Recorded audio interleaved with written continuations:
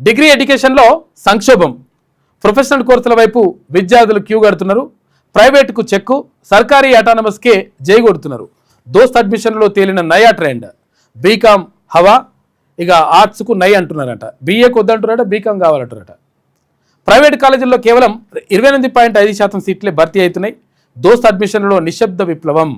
నాణ్యమైన విద్యా ప్రమాణాలకే విద్యార్థుల ఓటు, మారిపోతున్న విద్యార్థుల ప్రాధాన్యతలు. ఉపాధి చూపే కోర్సులకే దోస్తులో డిమాండ్ ఉందట. దోస్త్ అంటే ఏంటిదంటే degree online services Telangana, degree online services in Telangana అని చెప్పేసి దోస్త్ అని పెట్టిండ్రు. అంటే డిగ్రీ అడ్మిషన్ల కోసం, ఇంటర్ కంప్లీట్ అవుతుంది కదా, డిగ్రీ అడ్మిషన్ల కోసం అది మనము దాంట్లో ఆన్లైన్లో చేసుకోవాలన్నమాట, అప్లై చేసుకోవాలి. సీట్లున్నాయి, విద్యార్థులు లేరు. డిగ్రీ చదువులపై విద్యార్థుల విరక్తి. ఇక సగానికి పైగా ఖాళీగా మిగిలిన సీట్లు. సర్టిఫికెట్లు కాదు, స్కిల్స్ ముఖ్యం. ఉపాధి లేని చదువులకు స్వస్తి. భూవెట్టని చదువులే మనకెందుకు అనుకుంటారట.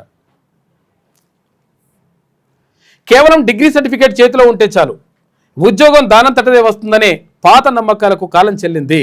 చదువుతో పాటు ఉపాధి నైపుణ్యాలు లేకపోతే ఆ చదువు నిరర్ధకమనే స్పష్టమైన తీర్పును తెలంగాణ విద్యార్థి లోకం ఇచ్చేసింది. ప్రస్తుతం విద్యా సంవత్సరం దోస్త్ అడ్మిషన్ల గణాంకాలు రాష్ట్ర ఉన్నత విద్యా రంగంలో వస్తున్న ఒక నిశ్శబ్ద విప్లవానికి అద్దం పడుతున్నాయి.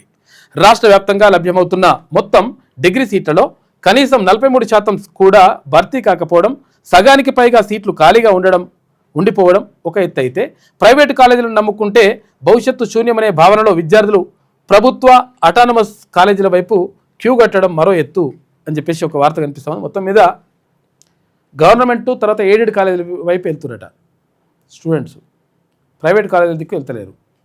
పరిస్థితి అట్లా అయిందంట.